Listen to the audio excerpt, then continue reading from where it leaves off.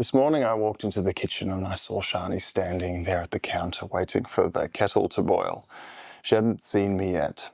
She was wearing this soft grey ribbed tank top, no bra and a simple pair of black undies. Nothing fancy. Her hair was still wild from sleep, one foot tucked on top of the other like she always does when she's thinking. Kids were asleep, the house was quiet, and there she was, back to me.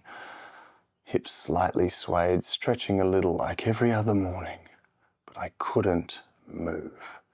I just stood there, completely floored. Not because she was trying to look good, not because she was posing, but because she wasn't.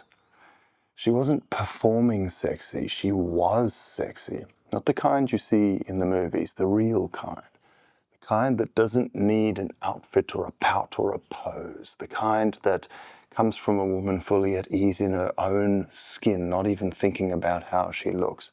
And I felt this ache in my chest, not lust, not even desire, something so much deeper. Something like, I can't believe I still get to look at her like this. I can't believe this woman, who I've known half my life, still undoes me with the back of her neck and the way she exhales when she stretches. She then turned just slightly enough to catch me watching her, and she smirked and she said something like, "What?" And I wanted to tell her, "You, just you, you're the what?" But instead I walked up behind her, kissed her neck, grabbed my arms around her waist, not to grope, not to start something, just to be close to her, to that moment as she was. Because she'll never fully understand that it's not the effort that gets me, it's her when she's not trying at all.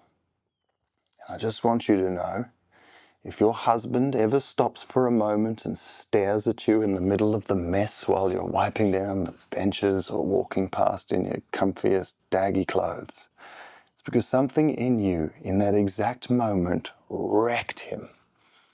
You weren't performing, you weren't putting on anything, and still his entire heart jumped in his chest. So on behalf of us husbands, let me say this.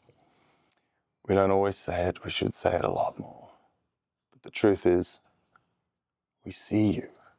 Not just when you're made up or dressed up, especially when you're not.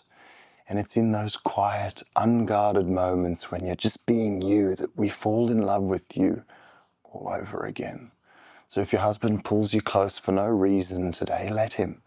Chances are it's because he's looking at you the same way I look at Shani in those moments. And he's thinking, "My God, I love this woman. Please let her know. Please let her feel it."